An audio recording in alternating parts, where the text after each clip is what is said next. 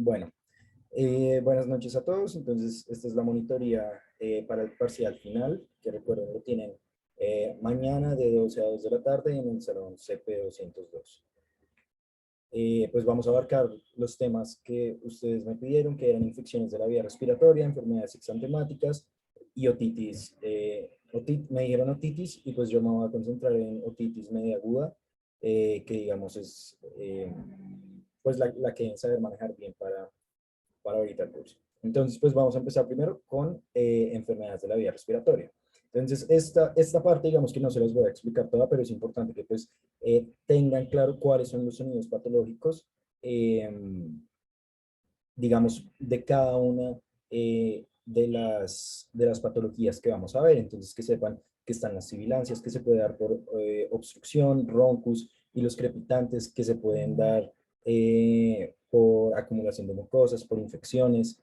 Entonces, digamos que sepan bien identificar cómo que Krupp va con sibilancias, que neumonía puede tener roncus. Entonces, es importante. Y acá les dejo como pues la tabla para que vean cómo el mecanismo, de qué parte vienen, porque pues es importante entender que pues las sibilancias nos hablan de una patología de vía aérea central o inferior, igual que los crepitantes, mientras que el roncus nos habla ya de vías aéreas más grandes. ¿Listo?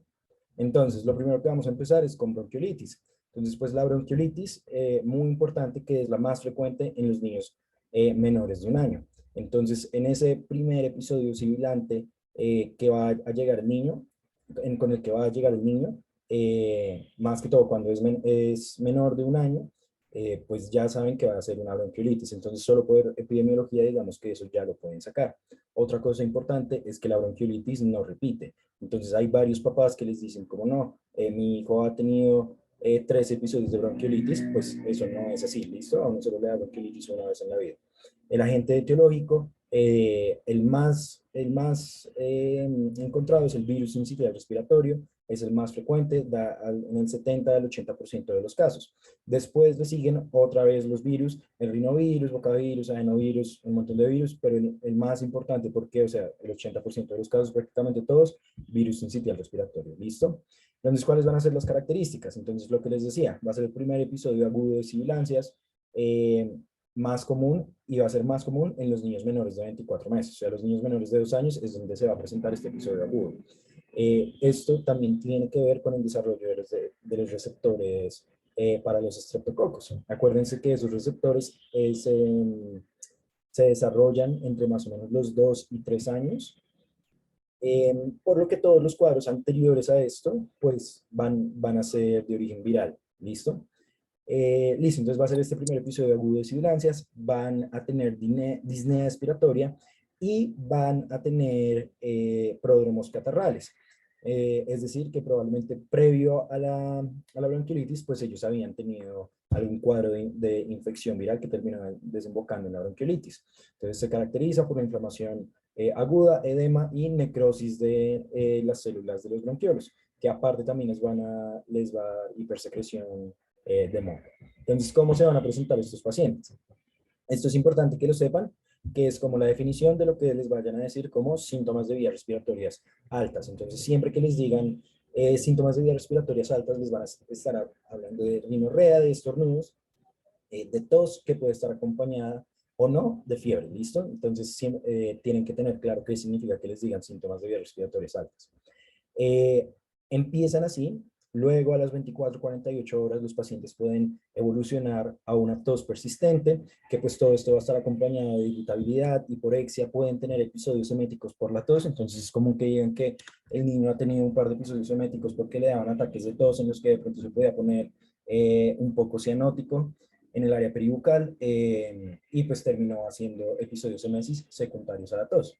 Entonces es importante también ahí diferenciar que esos episodios eméticos, si son o no parte de un cuadro, puede ser de infección gastrointestinal, o si fueron desencadenados por este episodio, digamos, de tos excesiva en el paciente.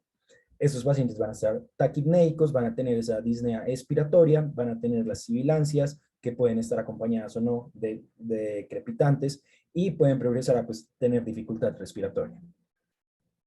El diagnóstico van a ver, digamos que por los temas que estamos viendo hoy en la monitoría, absolutamente de todas las patologías que vamos a ver, el diagnóstico es casi que 100% clínico, ¿listo?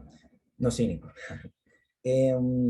Entonces, por eso es muy importante que tengan clara cuál es la presentación clínica de cada uno de estas patologías, porque en la mayoría, digamos que los exámenes que van a tener no van a ser sugestivos de una patología como tal. Entonces, ustedes les van a poder tomar el hemograma, eh, BSG, PCR, y pues van a ver que el paciente sí tiene todos los factores inflamatorios aumentados, puede tener su leucocitosis, puede tener su neutrofilia, su linfocitosis, que pues todo esto lo que me va a decir es listo, tiene una infección, pero pues no me va a dar algo más allá de eso, ¿listo? Entonces por eso fundamentalmente clínico este diagnóstico.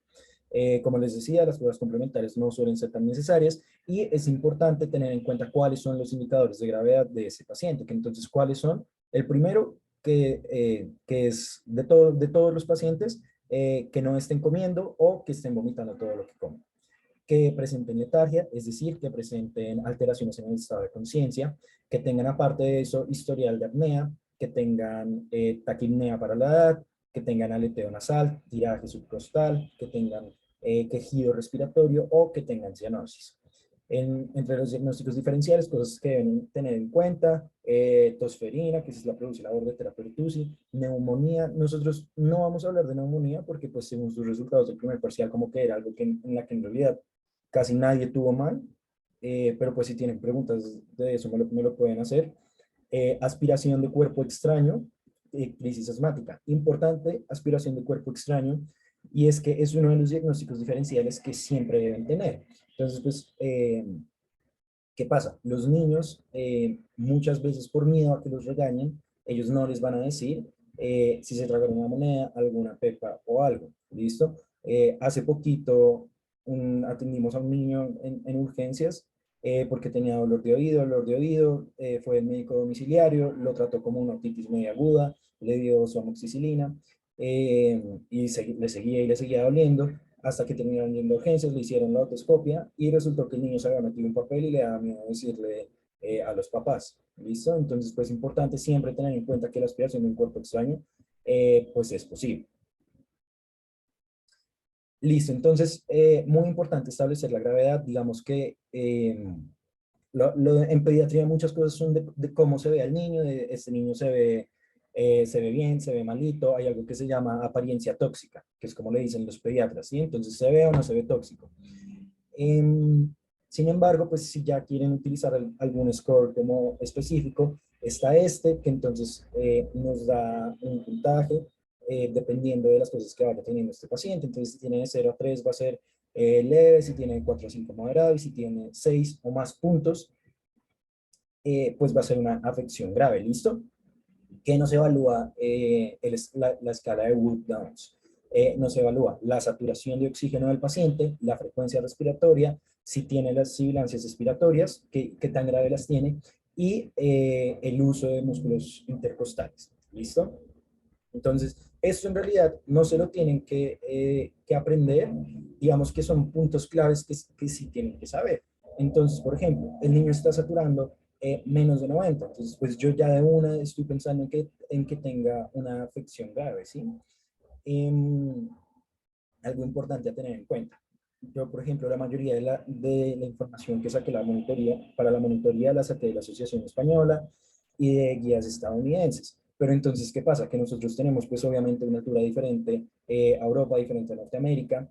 Y si ustedes ven algunas guías, por ejemplo, de PALS, de los cursos de reanimación avanzada pediátrica, dicen que uno debe mantener la saturación siempre por encima de 94 hasta 96, ¿sí? Acá en Bogotá, probablemente la mayoría de nosotros no tiene una saturación por encima de 96 o de 95, ¿listo?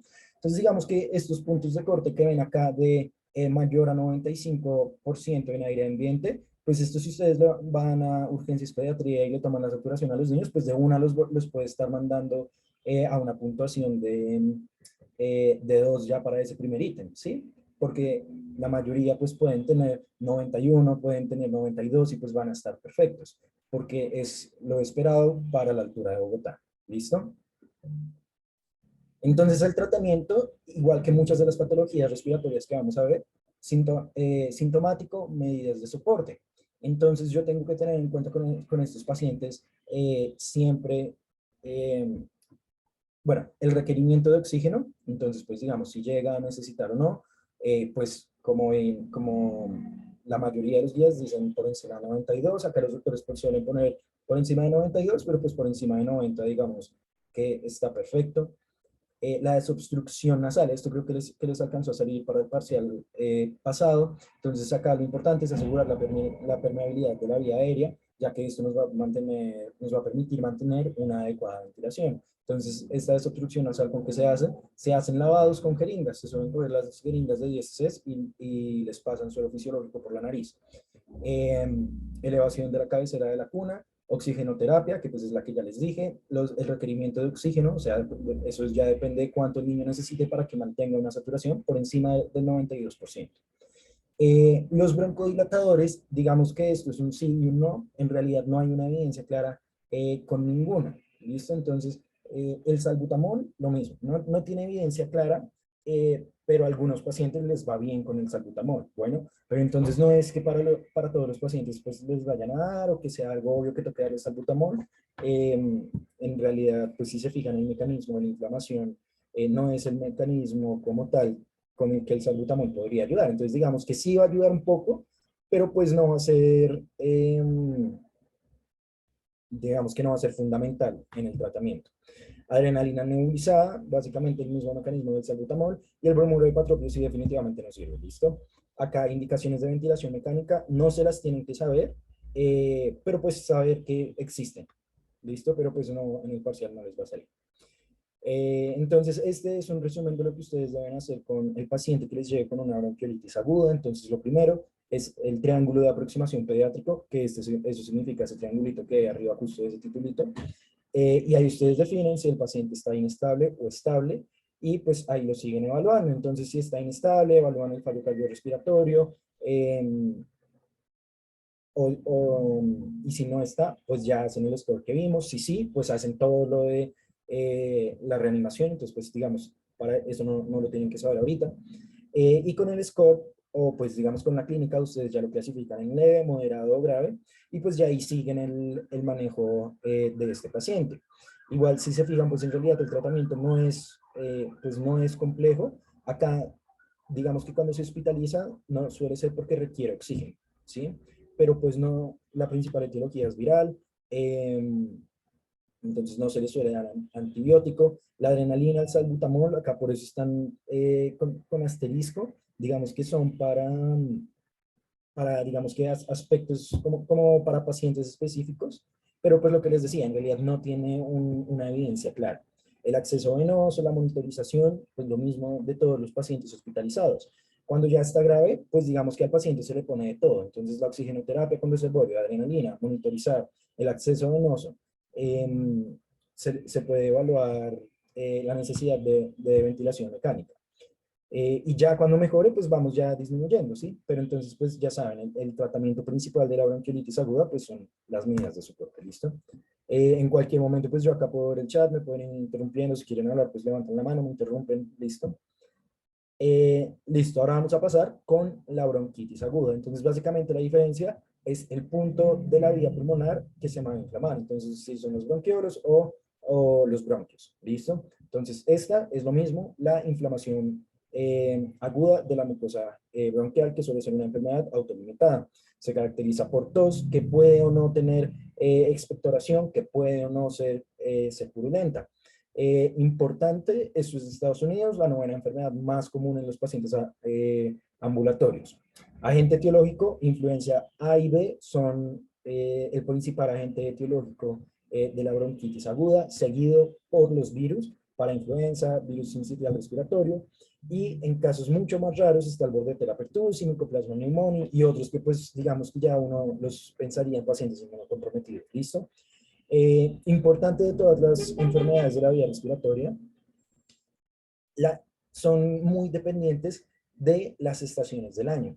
Entonces, todos los que estaban rotando por urgencias ahorita, pues escuchaban lo de esto del virus de pico respiratorio, escuchaban a la doctora Albarracín dar esta explicación de que como cambian en el norte las estaciones, en el sur cambian otras estaciones y nosotros estamos en el medio, entonces nos llega todos esos cambios y eso pues es horrible. Entonces digamos que toda la parte de la epidemiología, de la incidencia, de la prevalencia, pues de estas condiciones respiratorias varían mucho con respecto a la estación climática. ¿Listo?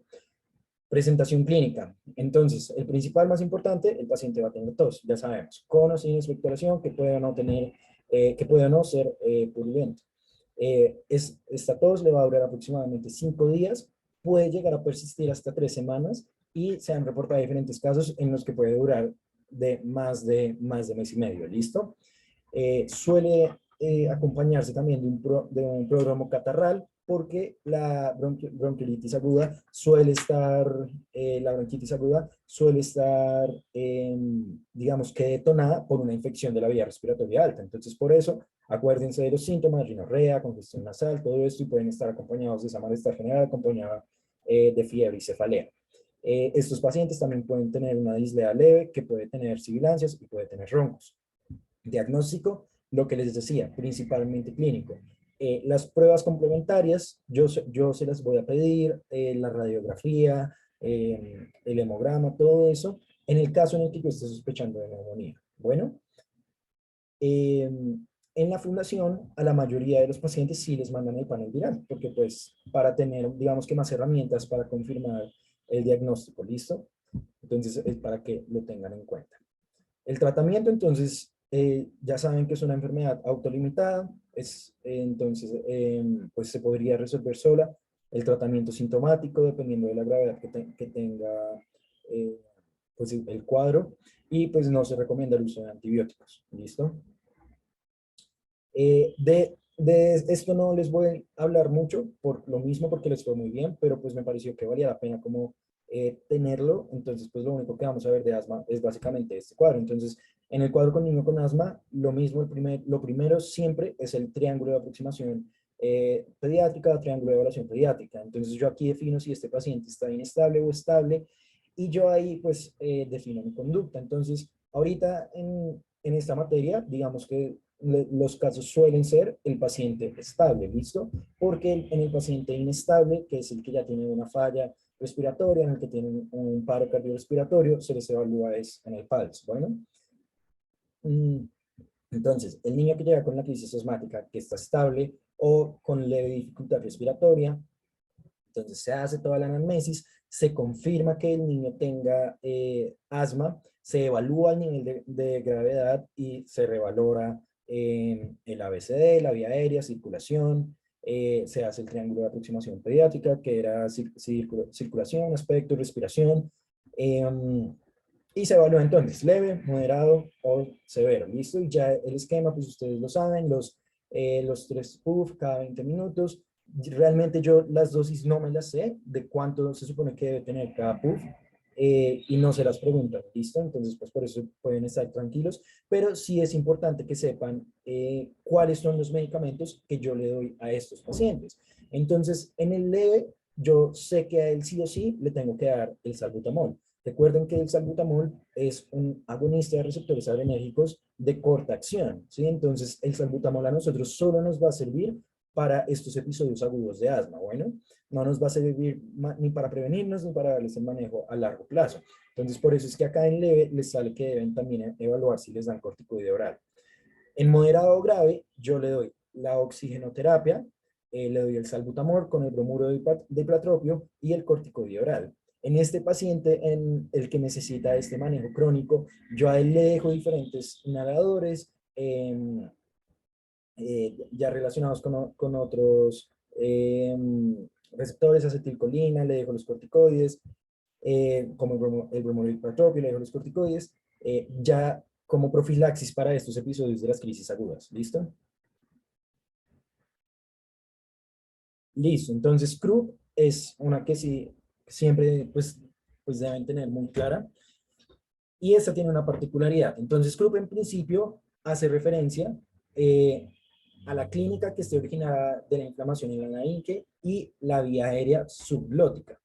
Pero entonces no hace referencia, digamos, si ustedes buscan como en Google, ponen CRUB les va a salir que es una laringotraqueobronquitis, ¿listo? Pero en realidad Krupp no hace referencia solo a eso, sino que Krupp se utiliza para describir estas 5 patologías: la laringitis, la laringotraqueitis, la laringotraqueobronquitis, la traqueitis bacteriana y otra que es el Krupp espasmódico, ¿listo? Entonces, para que sepan que básicamente nos habla de inflamación de la vía respiratoria, principalmente asociada con laringe y tráquea. Bueno, ya de ahí a que vaya comprometiendo más cosas, de ahí a que vaya siendo viral o bacteriana, pero es básicamente laringe y tráquea, ¿listo? Entonces, ¿cómo puedo clasificar el Krupp o pues digamos la traqueitis? Entonces, vírico, digamos que la principal etiología, virus sincitial respiratorio, de estas la mayoría siempre suelen ser virus, entonces sincitial respiratorio, seguido por el adenovirus. Hay diferentes tipos de coronavirus que lo causan y pues ya los otros no tienen, digamos que tanta prevalencia. Bacteriano, Mycoplasma pneumoniae, Staphylococcus aureus, que incluye también el resistente a la meticilina. Entonces, esto del resistente a la meticilina es importante que ustedes lo tengan en cuenta cuando evalúan a un paciente con un Krupp de origen, con una traqueitis de origen bacteriana, que este suele ser de los principales. ¿Listo? Si ven, aquí están en el segundo escalón del bacteriano. Entonces, pues ustedes deben pasar otros medicamentos, vancomicina, por ejemplo. Entonces, la presentación clínica del Krupp en realidad es muy fácil y por eso no se hace tampoco tanta diferenciación entre si es una laringotraqueitis o si es una laringotraqueobronquitis, ¿listo? Entonces, la laringotraqueitis tiene inicialmente la clínica de vía aérea superior, recuerden, rinorrea, congestión nasal, faringitis. Esto les da al inicio, después progresan a una disnea que está acompañada de tos seca y estridor, que más adelante va a progresar, más o menos a las 24-48 horas también progresa a una taquipnea con fase inspiratoria prolongada y pues suele tener una resolución de 3 a 7 días, listo, sin mayor complicación. La laringotraqueobronquitis tiene exactamente los mismos síntomas de la laringotraqueitis. Lo que pasa es que también va a tener la afección bronquial. Entonces, estos pacientes van a tener sibilancias, van a tener disnea, taquipnea, crepitantes y roncos. ¿Listo? Entonces, si se fijan, es lo que les decía. Va a ser muy fácil confundir una laringotraqueitis con la que también presenta afección bronquial. Y la traqueitis bacteriana es el inicio de los síntomas respiratorios altos, con estridor, tos, dificultad respiratoria, hipoxemia y fiebre. Entonces, digamos que acá, si se fijan, en ninguna de las que estaban arriba, pues teníamos dificultad respiratoria, en ninguna teníamos al paciente desaturado y en ninguna teníamos fiebre, ¿sí? Es posible que se puedan presentar, pero no es lo común. Bueno, entonces la traqueitis bacteriana, como suele ser todo lo bacteriano, tiene síntomas más llamativos, más graves. El diagnóstico, entonces, principalmente clínico, por eso es que ustedes se tienen que saber bien qué presenta cada una de esas patologías. ¿Listo? Radiológico, se pide tórax para descartar una neumonía y, de nuevo, importante, la presencia de cuerpos extraños. Creo que a algunos les salió la pregunta de un niño que llega por diagnóstico de Krupp, algo así, le dan el tratamiento y ven que a las 6 horas no mejora. ¿Cuál es la principal diagnóstico que debe descartar? Entonces, siempre cuerpo extraño. ¿Listo? Radiografía de cuello para descartar el signo de campanario, bueno, para evaluar si tiene o no el signo de campanario, que denme un segundo que no sé cómo activar el señalador acá. Bueno.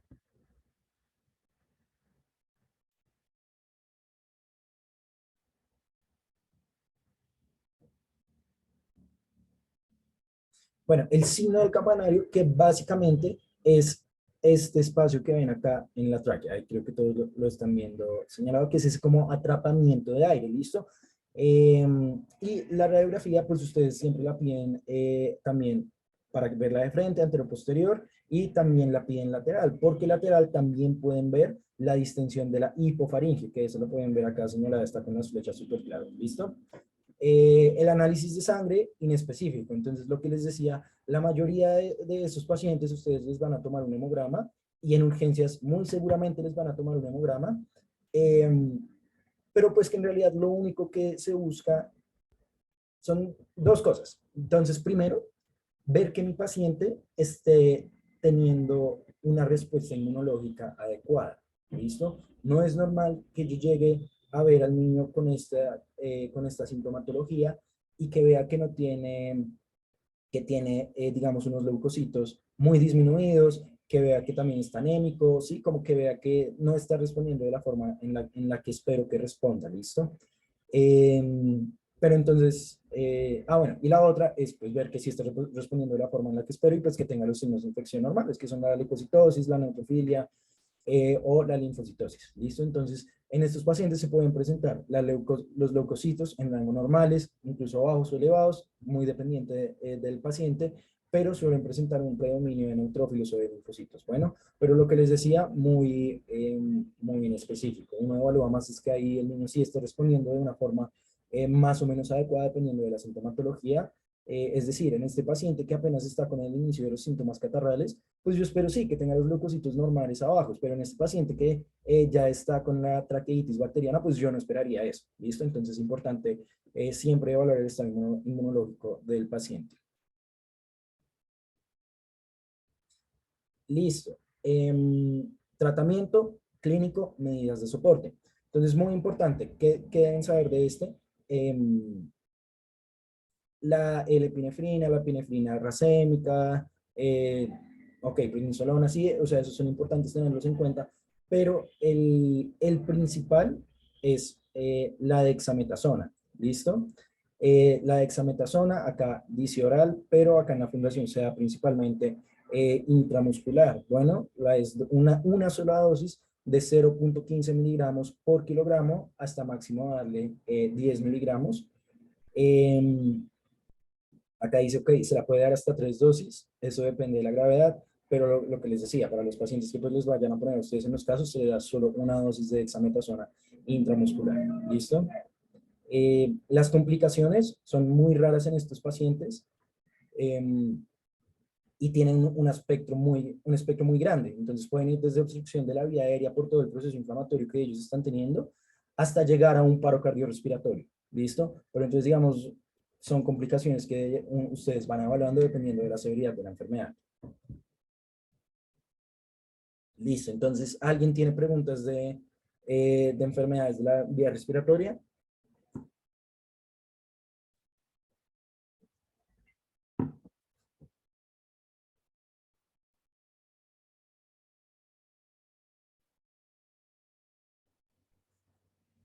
Bueno, entonces asumiré que no. ¿Listo?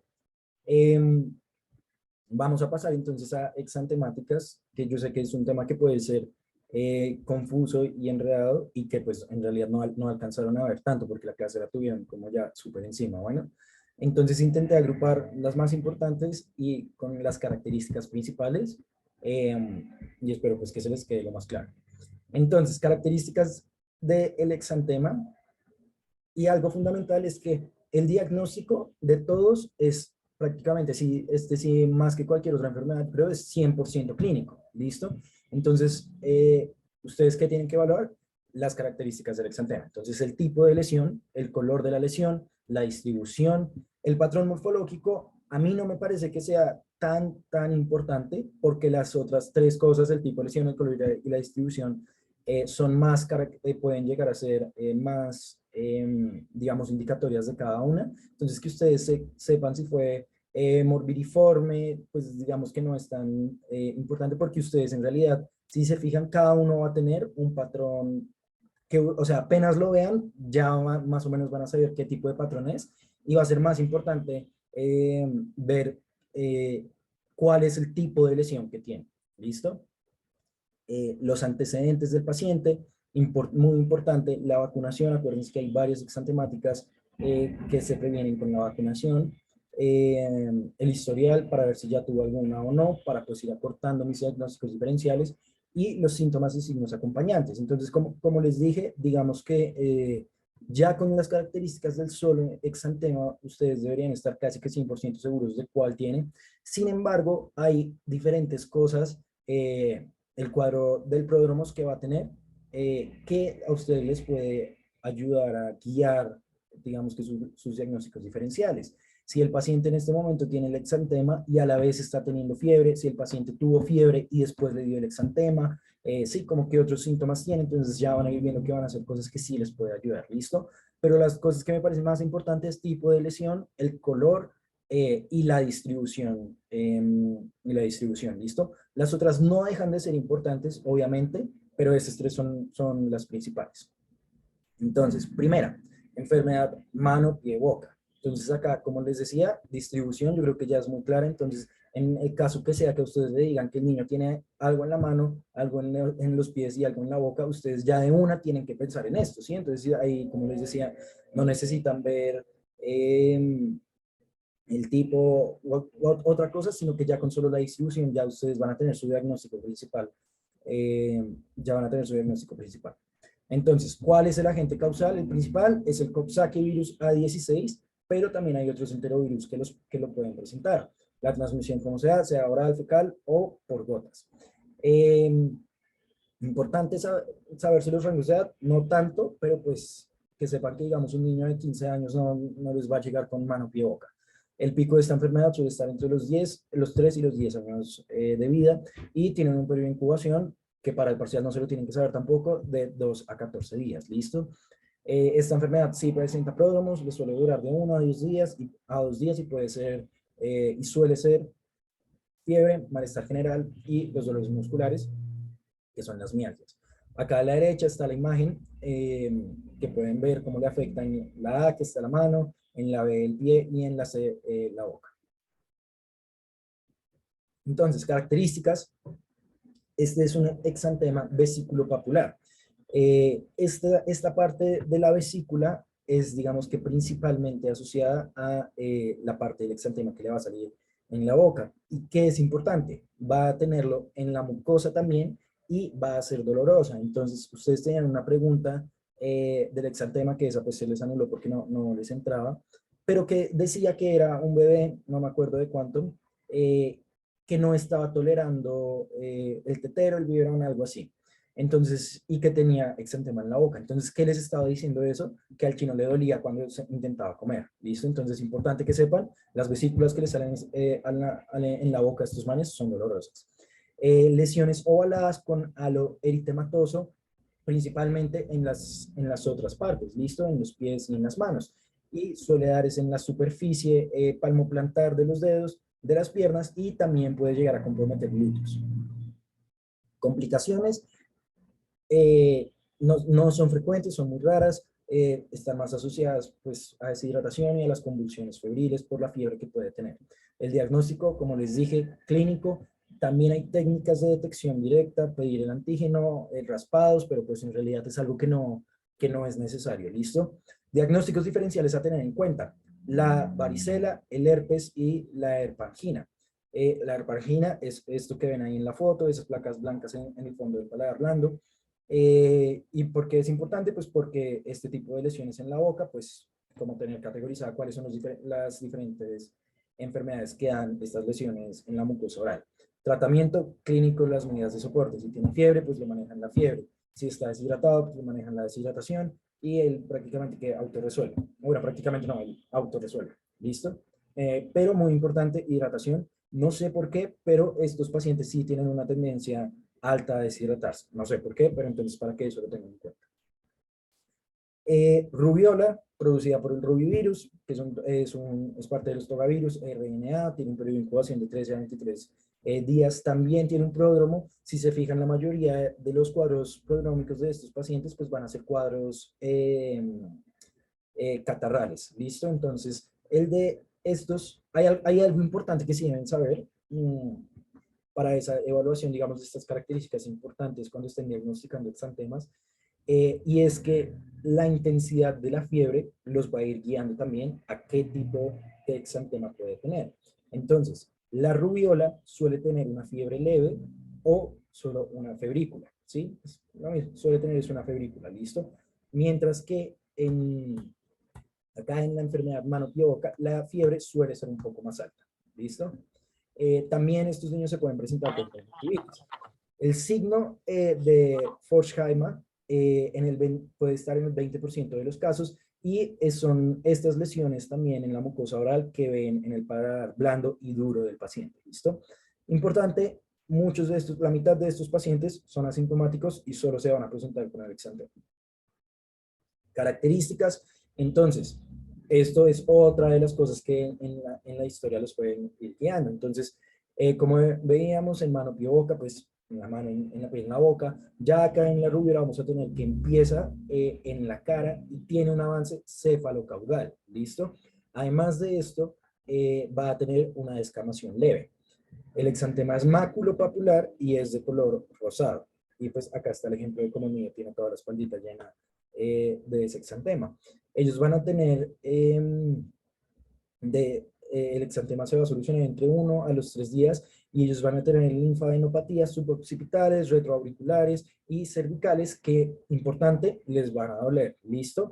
Aparte de eso, también pueden estar acompañados de artritis y artralgias. Complicaciones, pues después de dar una encefalitis vírica. El diagnóstico, lo mismo, el diagnóstico es muy clínico, pero ustedes le pueden solicitar IgM para ver si tiene los anticuerpos contra el virus de la rubiola. El tratamiento, entonces clínico, medidas de soporte. Estos niños tienen que tener un aislamiento por gotas durante 7 días y de lo más importante que tiene la medicina es la parte de la prevención. Entonces la vacunación, van a ver que la mayoría de las exantemáticas que se pueden prevenir mediante vacunación se dan a los 12 y a los 5 años. Entonces las vacunas, acá pueden ver sarampión, rubiola, varicela, a los 12 y luego van a tener sarampión, rubiola, varicela, otra vez a los 5 años. ¿Listo? Entonces, muy claro que tengan, eh, muy claro que tengan, ya, perdón, muy claro que tengan cuando se debe dar las vacunaciones. Y pues que busquen, eh, pues siempre revisar que tengan el carnet de vacunas actualizado. ¿Listo? Para lo que les decía, entonces, pues digamos, se da, obviamente, pero no es tan común pues ver que un paciente que ya esté vacunado con sarampión, pues le dé de nuevo sarampión, ¿sí? Varicela, entonces producida por el virus de la varicela zoster. El hombre es el único hospedero, transmisión por contacto y por aerosoles, infección latente en los ganglios de la raíz dorsal. ¿Esto qué quiere decir? Que a ustedes les dio varicela alguna vez y ustedes van a tener el virus ahí en los ganglios de la raíz dorsal, esto es parte del sistema nervioso, y por eso es que puede haber una reactivación, ¿listo? Hay un periodo de incubación de 7 a 21 días, tiene un prodromo que acá ya pueden ver que es poco frecuente, entonces estos niños pueden llegar ya con el exantema sin haber presentado una enfermedad previa o pueden tener la gripita. Eh, y otra característica, la fiebre también es de bajo grado, igual que en la rubiola. Y acá pueden ver un ejemplo de cómo es ese exantema. Entonces, ¿cómo es? Inicia en la cabeza igual que la rubiola, pero este va a respetar el cuero cabelludo y pues lo mismo, cefalocaudal. Muy importante saber que este exantema ustedes lo van a encontrar en diferentes etapas. Entonces, suele ser exantema vesículo ampolloso, mmm, pero muy importante que sepan, empieza como máculas, luego pasa a pápulas, luego a vesículas y luego a pústulas. Entonces, cuando ustedes están evaluando a este paciente, él va a tener este tipo de lesiones en todos los estadios. Entonces, acá en la imagen A se alcanza a ver cómo hacia la línea external, digamos para external derecha, se alcanza a ver una de las vesículas muy características y si se fijan en las otras ya tienen ese halo eritematoso, tiene máculas, tiene pápulas, pero pues importante que sepan que es súper característico de la varicela, pues que van a estar en todos los estadios. ¿Listo? Entonces, máculas muy eritematosas, muy pruriginosas, que luego pasan a pápulas, con vesículas umbilicadas, con un halo eritematoso, que luego pasan a pústulas, y puede también presentar úlceras orales. Complicaciones, la más común, son las infecciones cutáneas. Recuerden que estos niños, pues igual, pues se rascan, se molestan, entonces se pueden infectar, y pues acá en la imagen de la izquierda, pues pueden ver cómo tenemos ya acá lesiones ulcerativas. La reactivación, por lo que les decía que se guardan en las columnas posteriores, creo que era, en la raíz dorsal, los cambios de la raíz dorsal, perdón. Entonces se queda como herpes zóster ahí y puede haber una reactivación, que eso ya es más tema de los adultos, en los niños pasa muy poco. El diagnóstico entonces se debe sospechar principalmente en las pacientes embarazadas y en los pacientes inmunosuprimidos. El diagnóstico es casi que 100% clínico de nuevo, pero pues ustedes le pueden hacer PCR, serología o les pueden llegar a hacer cultivo. Tratamiento, igual que la mayoría, clínico, medidas de soporte. En estos pacientes inmunocomprometidos o que tengan algún riesgo incrementado de complicaciones, le pueden dar aciclovir. Importante, en estos pacientes no se da aspirina, porque la aspirina les produce el síndrome de Reye, que es una esteatohepatitis, un hígado graso con encefalopatía. ¿Listo? Prevención, se le da la vacunación, lo mismo a los 12 y a los 5 años, y a los niños inmunocomprometidos y a las mujeres embarazadas en las que no hayan tenido esta enfermedad antes, pues les pueden colocar inmunoglobulina. Listo, ahora vamos a seguir con sarampión. Sarampión es producida por otro virus, el paramyxovirus, hombre único hospedero, transmisión por aerosoles. El riesgo de contagio va desde 4 días antes de que tenga el exantema hasta incluso 5 días después de que ya se le haya desaparecido. Tiene un periodo de incubación de 10 a 12 días y un pródromo de 3 que le puede durar de 3 a 5 días, que va con fiebre moderada, tos, rinitis y conjuntivitis. Las características, entonces ya han visto que los 3 que hemos visto,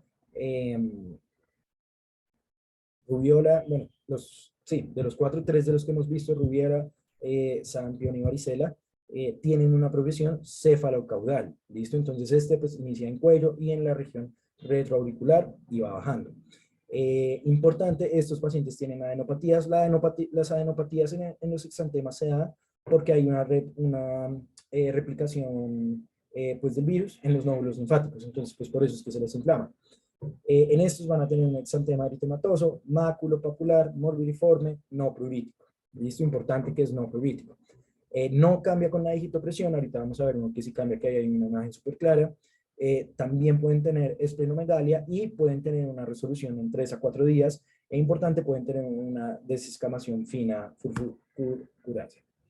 Entonces, cosas súper importantes del sarampión, que por eso es que, por este tipo de cosas es que pues no se necesita de exámenes complementarios. ¿Listo? Las manchas de Koplik son estas manchas tipo vesícula un poco que les salen en los carrillos internos, que son como esos sapitos, como cuando uno se muerde, un poquito parecido, que son patognomónicos del sarampión. ¿Listo? Acá está el ejemplo de la espalda del niño con ese exantema, eritematoso, maculopapular, y ellos van a tener esa conjuntivitis, van a tener la inyección conjuntival. Ahora, más o menos por donde se ven como que a uno le salen las patas de gallo, creo que se llaman, y debajo, digamos que toda en esa área palpebral, tienen algo que se llama las líneas de Stimson, ¿listo? Eso no se los preguntan, pero pues es como de semiología para que lo sepan, pero manchas de Koplik, entonces va a ser el típico paciente que les llega, que les dice que tiene ese exantema que le inició en la cara, que ya está en todo el cuerpo, y que aparte también adentro tiene, ustedes que le evalúan la cavidad oral, y que tiene esas manchas en el carrillo, ¿listo? Y pues que tiene conjuntivitis. Complicaciones, entonces esta sí me va a presentar más complicaciones. Las más comunes son la otitis media aguda, diarrea, el croup y la neumonía. Más graves, encefalitis y panencefalitis subaguda esclerosante, que ojo acá porque pues no es, digamos, es un caso entre mil. Entonces pues digamos que a mí no me parece que uno entre mil sea tampoco tan raro de ver. ¿Listo? Esto de reactivación se me fue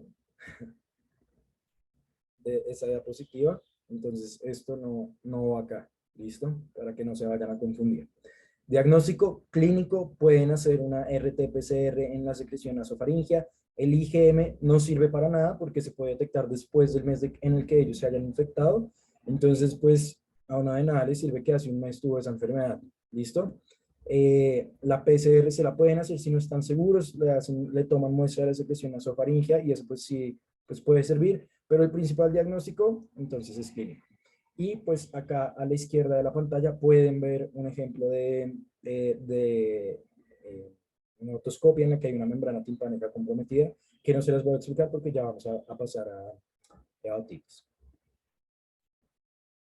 Tratamiento, entonces clínico, medidas de soporte.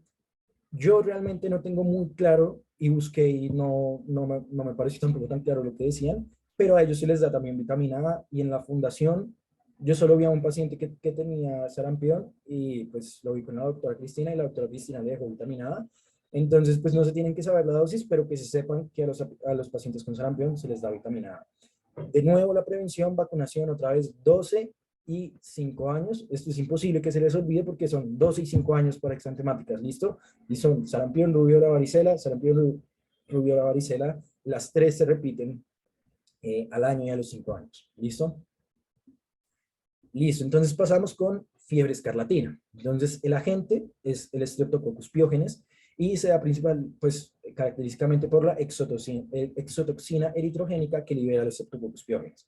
La edad, entonces, en esta también suele estar de 1 a 10 años. Si se fijan, la mayoría de las exantemáticas da entre, no de 1 a 10, pero sí como de 3 a 10 años, es donde se presenta la mayoría de estos cuadros, ¿listo? El pródromo dura de 3 a 5 días, este tiene una fiebre moderada, puede tener odinofagia, eh, puede tener tos, rinitis, conjuntivitis, cefalea, escalofríos. Entonces, si se fijan, el pródromo de este paciente de pronto no es ese cuadro catarral tan leve, sino que si se fijan, él sí puede tener muchas más cosas. ¿Listo? Entonces, características de la escarlatina. Entonces, 24 a 48 horas posterior al inicio de los síntomas, ustedes ya pueden ver el exantema.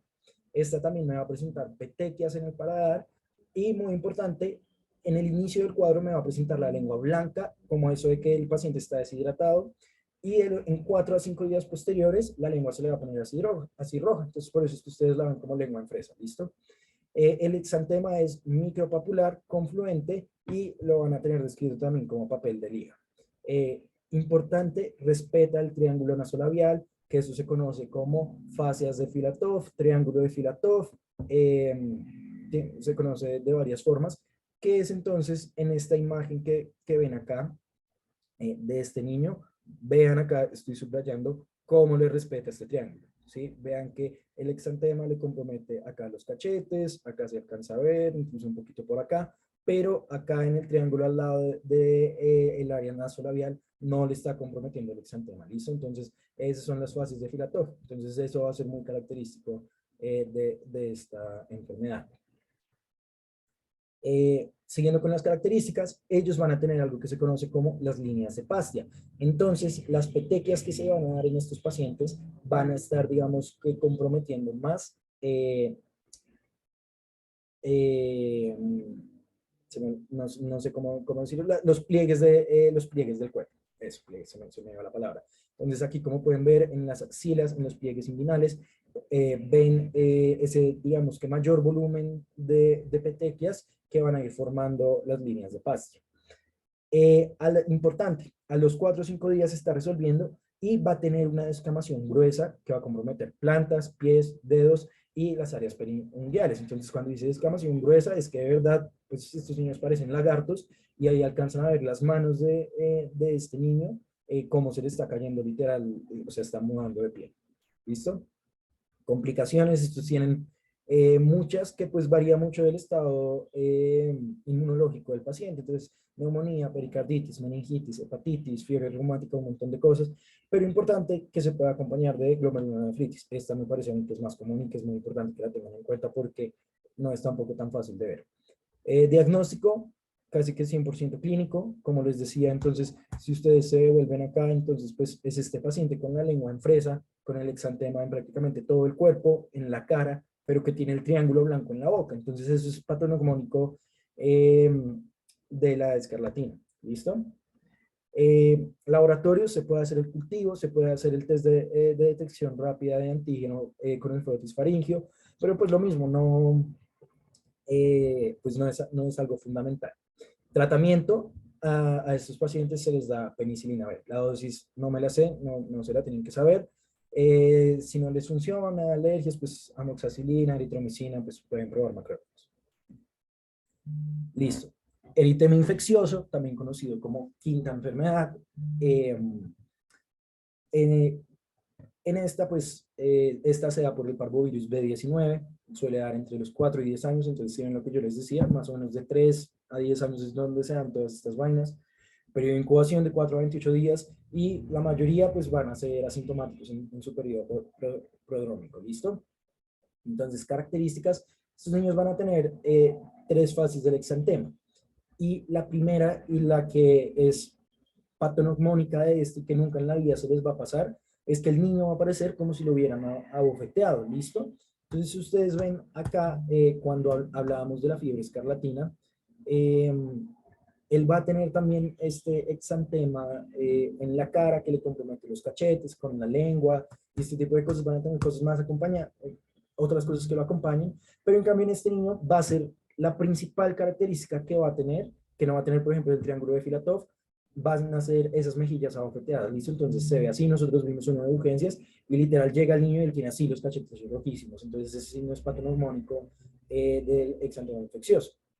Después de eso va a ir progresando y le va a ir apareciendo un eritema macular en patrón reticular rosado, principalmente en las superficies extensoras del cuerpo, que le va a poder durar de 1 a 3 semanas.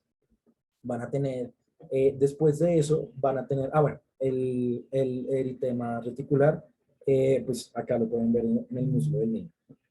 Después de eso, van a tener la reaparición de este exantema con gatillos, o sea, como los triggers. Entonces, cuando estén muy expuestos a la luz solar o cuando estén haciendo ejercicio, les puede volver a aparecer el exantema.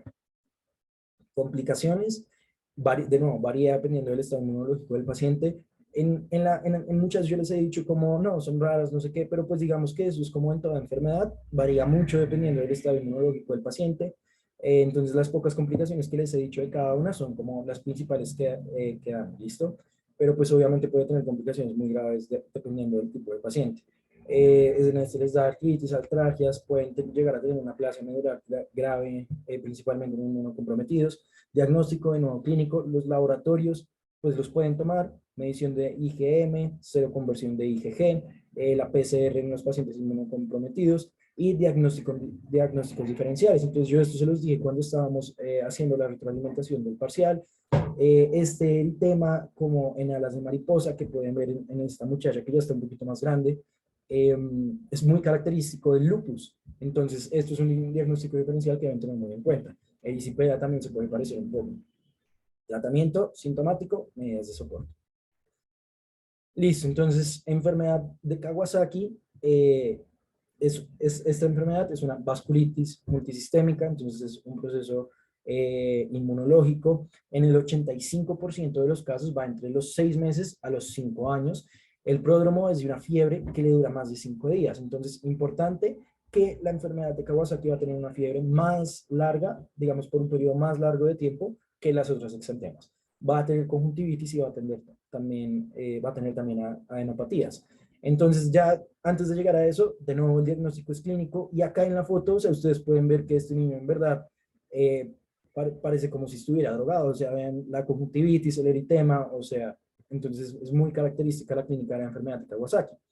Inicia en el tronco es maculopapular, morbiliforme, y este, al igual que, perdón, em, al igual que la escarlatina, va a tener la lengua en fresa, ¿listo? Esto de acá, pues es importante que se lo sepan, pero no les va a salir, pero son, digamos, ya hay una parte que sí, pues se tienen que saber, que es la del Kawasaki clásico. Importante que se sepan eh, que hay diferentes formas en las que se puede presentar la enfermedad de Kawasaki. Entonces puede ser el Kawasaki incompleto, que es en estos manes en los que sí presentaron la fiebre y solo tienen 2 o 3 síntomas de los que ya vamos a hablar, o puede ser ese paciente con el Kawasaki atípico que cumple con los criterios, eh, que cumple con los criterios, pero que pues igual su presentación clínica eh, no es la típica en la que se debería ver en Kawasaki. Entonces, ¿cuáles son los criterios del Kawasaki clásico? Entonces, la fiebre que ya vimos, que le dura por 5 días o más, más cuatro de los siguientes signos clínicos. ¿Listo? Digamos que estos criterios son como las guías, no son camisas de fuerza. Entonces, es decir, si este man tiene 3 de los que dicen que tienen que tener 4 de 5, entonces ya no tiene Kawasaki, no, ¿sí? Entonces es probable que si tenga 2, yo ya evalué como, oiga, tiene 2, pero pues son muy sugestivos de Kawasaki, entonces sí lo tiene, ¿listo? Entonces, el primero nos habla de una conjuntivitis vulvar bilateral no exudativa. Entonces, pues lo que veíamos un niño con esos ojos súper rojos, eh, los cambios en la mucosa oral orotraqueal, los cambios en las extremidades, entonces el eritema que le aparezca en manos y pies, este también tiene un poco de descamación bilingual, el rash polimórfico y las linfadenopatías, las adenopatías que ellos pueden presentar, que van a ser principalmente cervicales. Y acá pues está, pues uno visual se lo aprende mucho más, entonces estos pacientes presentan esos edemas en los miembros inferiores, en las manos, presentan acá en los dos niños que tienen máscara de que están llorando, eh, se les alcanza a ver, es como el mismo niño, yo creo, se les alcanza a ver que tienen los labios rojos como roticos, eso es característico también, y si se fijan en el que ya tiene la lengua en fresa, los labios también están súper resecos, entonces eso es muy característico. Y en este niño que es más gordito, atrás se le alcanza a ver esa adenopatía cervical y en la primera imagen alcanzamos a ver la conjuntivitis, ¿listo? Entonces digamos que el cuadro de la enfermedad de Kawasaki también pues se suele acompañar de todas estas cosas muy claras. Ahora, complicaciones, esto es muy importante que se lo sepan porque ustedes nunca pueden dejar pasar, evaluar estas complicaciones en un niño que tenga enfermedad de Kawasaki. Y la principal es que estos niños pueden presentar aneurismas coronarios hasta en el 25% de los pacientes no tratados. Igual si los manes los tratan, igual pueden presentar aneurismas coronarios. Pueden presentar también shock, pero pues de eso no estamos hablando. Aquí tienen una imagen de una angiografía, creo que es, en el que alcanzan a ver ese aneurisma gigante de las arterias coronarias. Diagnóstico clínico, hemograma, PCR, ok, se lo hacen. Muy importante que le hagan el ecocardiograma, porque ¿qué es lo que pasa? Entonces yo llego, trato al paciente, toda la sintomatología, hago lo que tengo que hacer, pero no le hice el ecocardiograma y no vi que antes de empezarle el tratamiento que debo empezarle, el niño ya había tenido, ya se le habían formado estos aneurismas, ¿listo? Entonces, acá no lo tengo anotado porque no es importante para el parcial, pero sí es muy importante para su vida. Entonces, el tratamiento es sintomático, medidas de soporte, lo que sea. Se les puede dar inmunoglobulina humana específica, que es 2 miligramos, kilogramos, es única. No me sé las indicaciones, no se la tienen que saber. A estos niños se les da aspirina. Pero entonces, ¿qué es lo importante de la aspirina? Que cuando ustedes le hagan el ecocardiograma, si el niño no tiene, ustedes le dan la aspirina, si no estoy mal, como por 7 días. Pero si ustedes le hacen el ecocardiograma y el niño sí tiene los aneurismas, la aspirina ustedes se la van a dar por un tiempo diferente, ¿listo? Que es como de 14 días a 30 días. Bueno, entonces por eso siempre es importante que a estos niños no se les puede pasar que les hagan un ecocardiograma. Listo, y ahora creo que esta ya es la última de las exantemáticas, entonces vamos a terminar con el dengue. Que si se acuerdan de parásito, este es el bicho es el Aedes aegypti, que es el agente, el vector que pasa el dengue. Tiene un periodo de incubación de 3 a 8 días y este lo vamos a dividir en 3 fases. Entonces tiene la primera fase, que es la febril, que le dura de 2 a 7 días, que va a estar caracterizada por una fiebre alta bifásica, artralgias, mialgias, puede presentar el exantema maculopapular generalizado, es posible, es que es muy común. Fase crítica, tiene una erupción maculopapular en el patrón de Isla Blanca, en el Mar Rojo, es como se suele llamar, digamos, semiológicamente, ya lo vamos a ver. Y tiene una fase de recuperación que en estos van a tener astenia y van a tener bradisiquia, que bradisiquia es que están más lentos de lo que son, o sea, su pensamiento está más lento.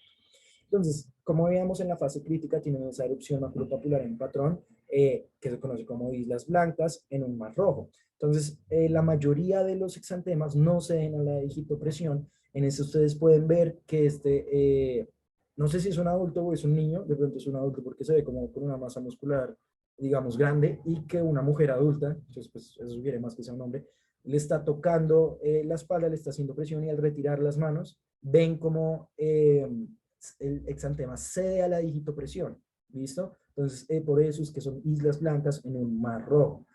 En la imagen A del lado izquierdo, si se fijan, espérenlo, en esta parte alcanzan a ver la picadura de este niño y alcanzan a ver cómo tiene un poco de matizada la zona, y acá también alcanzan a ver un poquito esa erupción maculopapular.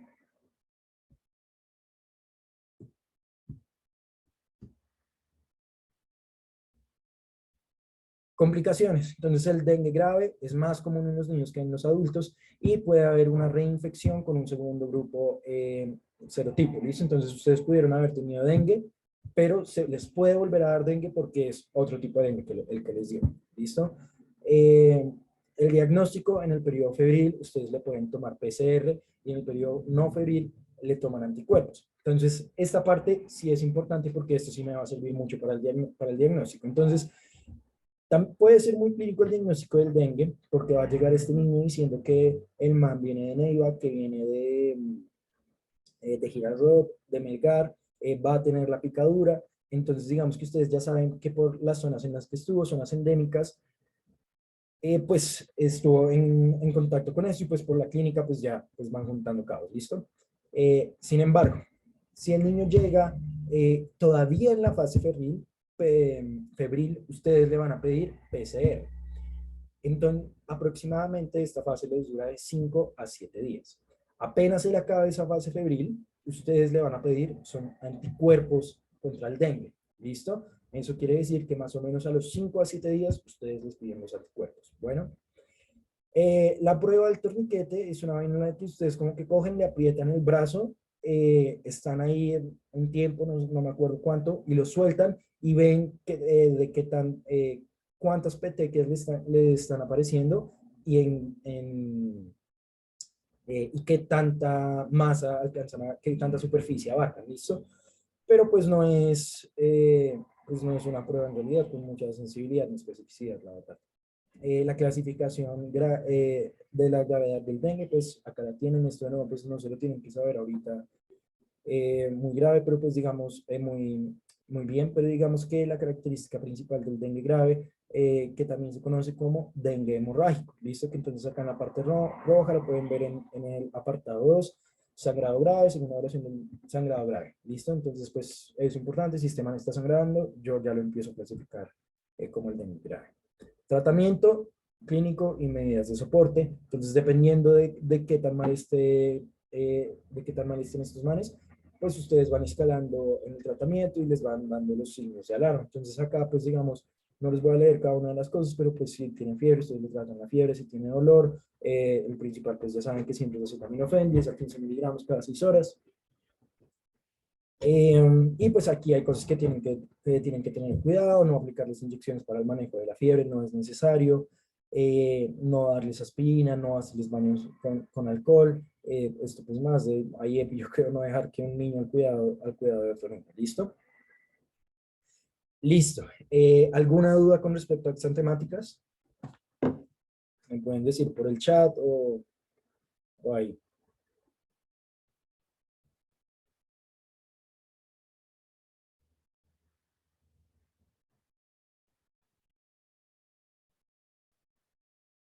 No, todo claro, Álvaro, gracias. Creo que alguien habló, pero muy lejitos. Pero pues bueno, si fue para decirme que era todo claro, súper, y si era alguna vez, pues lo repites.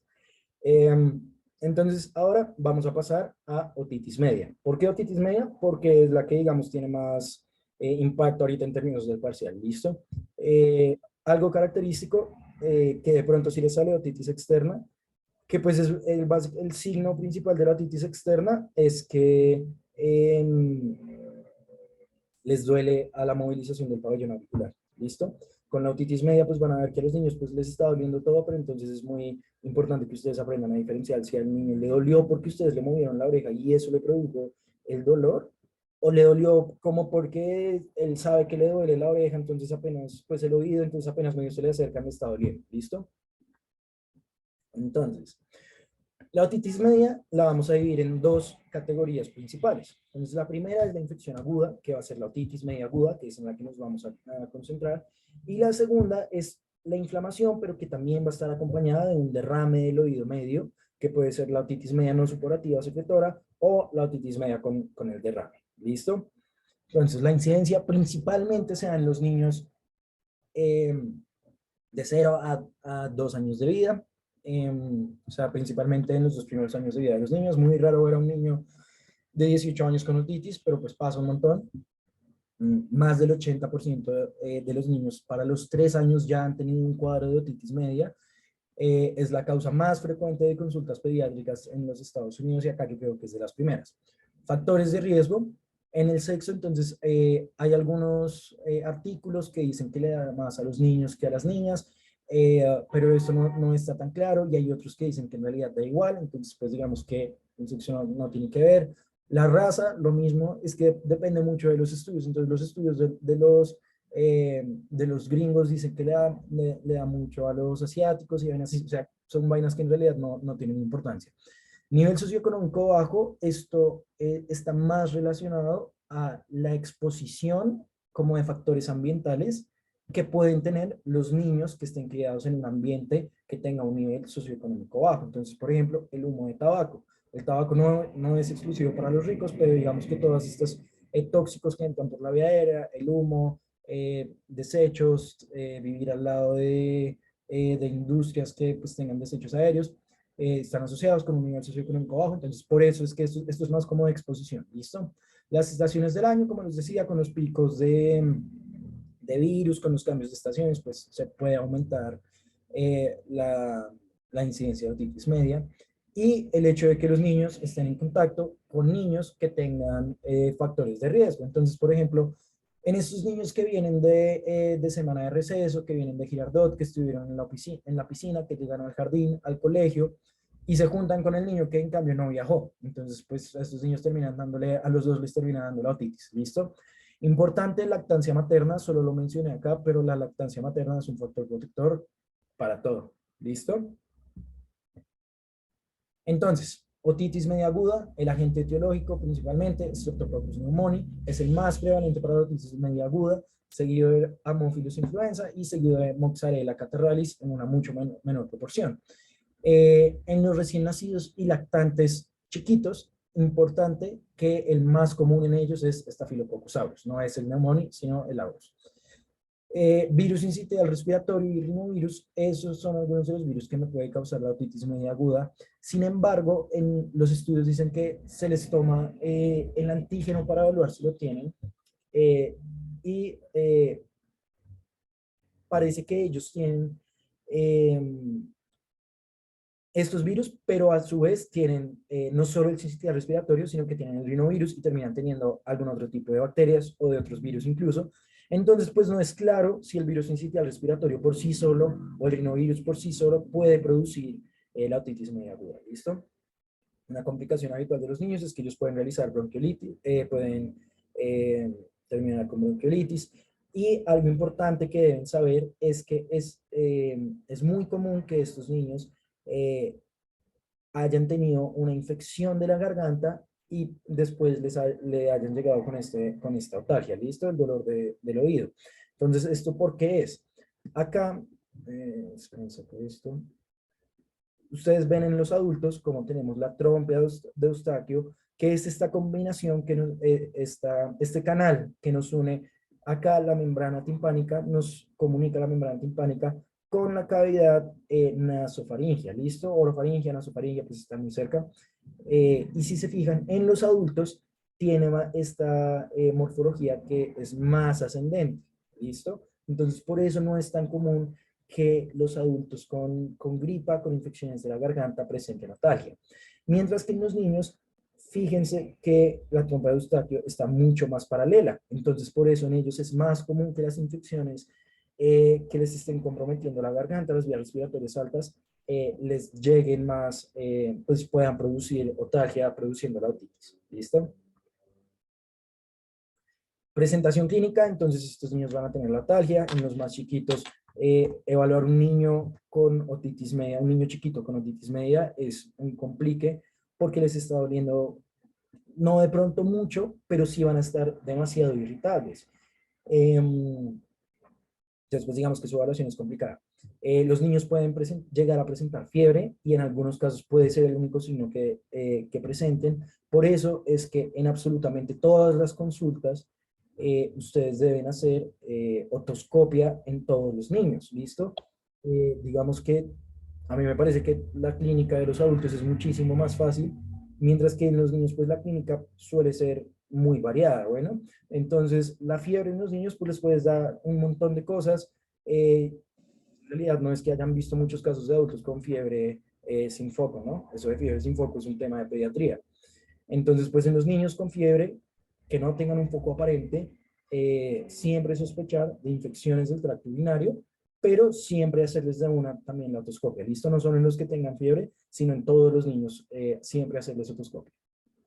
Pueden tener cambio en el patrón del sueño y alimentación, y en cambio en la alimentación, estas dos cosas que digamos que están más ligadas a todo la irritabilidad que tiene el niño. Eh, Algo muy característico que el niño, más que todo el que es más chiquito, este lactante chiquito, o el niño de 2 a 3 años, que él se va a llevar las manos a las orejas y él se las va a jalar, ¿listo? El diagnóstico clínico y otoscopia. Entonces ustedes van a ver la membrana timpánica eritematosa que puede o no estar abombada.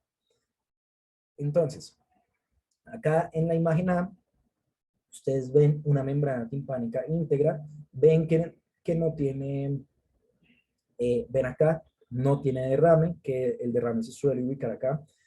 Ven que tiene una transparencia adecuada en la que yo puedo ver acá claramente los huesecillos y acá este es el cono luminoso que les suelen decir los pediatras en las otoscopias. Acá lo puedo ver claramente.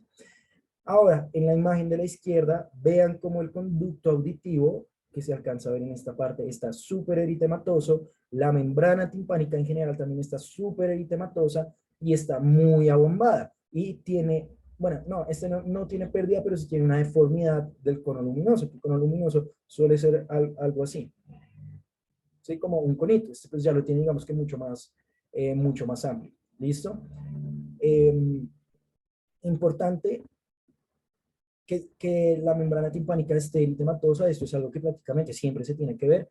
Que esté abombada no va a ser algo que sí o sí tiene que estar, digamos que esto también depende mucho eh, el tiempo de evolución de la enfermedad, ¿listo? Entonces, si les llega un niño que lleva semana y media con esta otalgia, probablemente él ya tenga su membrana timpánica eritematosa y abombada. Si llega un niño que llega porque lo traen los papás, porque en la mañana se empezó a quejar de dolor de oído y pues los papás se preocuparon, entonces pues lo llevan, entonces pues probablemente solo la tenga un poquito eritematosa, ¿listo?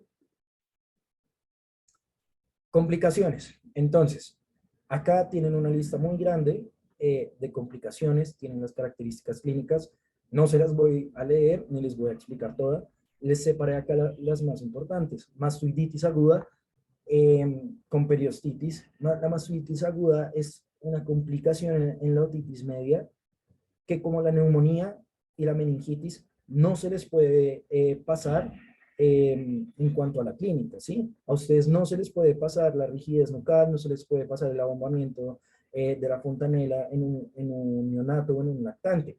La mastoiditis aguda es una bola, es un eritema, es un edema que les sale en la mastoides que es imposible que ustedes no lo vean. Entonces, si ustedes no lo vieron, es porque no lo evaluaron. ¿Listo? Perforación de la membrana timpánica es algo que tampoco se les puede pasar porque ustedes le tuvieron que haber hecho una otoscopia y el niño que llegue y se esté quejando por el dolor, a menos de que sea una otitis del conducto auditivo externo, que se vería, eh, o que mejor dicho, ese niño tenga una estrechez tenaz del conducto auditivo en el que ustedes no hayan podido llegar a ver la membrana, así ese niño llore, patalee y haga de lo que sea, eh, ustedes le tienen que evaluar la membrana timpánica, ¿listo? Entonces, no hay opción de que ustedes así estén solos en urgencias, o sea, como estudiantes, que digan que porque el niño estaba irritado o que simplemente no alcanzaron a verlo. Ustedes tienen que ver la membrana timpánica para confirmar cómo está y es muy importante que evalúen que no solo como el eritema o ahogamiento, sino si tiene la membrana timpánica íntegra. ¿Listo?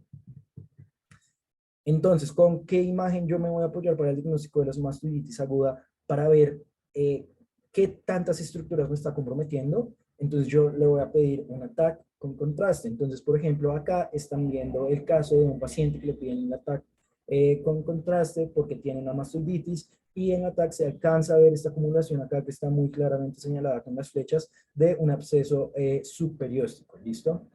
Acá, como les decía, está en la región pues, mastoidea, la mastoiditis, entonces es algo que de pronto en este paciente está muy, muy clara, a veces se puede ver con menos edema, menos eritema, no tan inflamada, pero pues si está un poco inflamada, ustedes tienen que notarlo y darle manejo.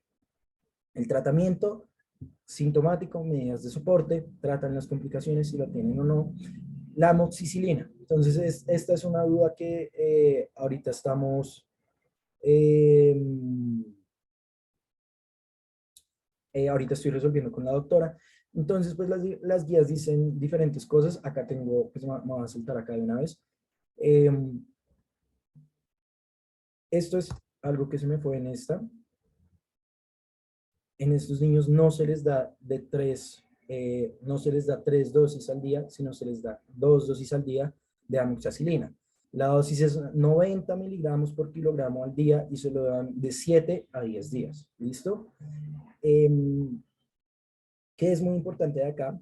En mucha de la literatura ustedes van a encontrar que la dosis en realidad es de 50 miligramos por kilogramo al día. Esto es algo que no aplica para Colombia porque en Colombia hay mucha resistencia a la amoxicilina, y acuérdense que la principal estrategia para combatir una resistencia a los antibióticos, la primera instancia es aumentar la dosis del antibiótico. Por eso es que acá en Colombia se les da 90 miligramos por kilogramo al día de 2 dosis diarias por 7 días. ¿Listo?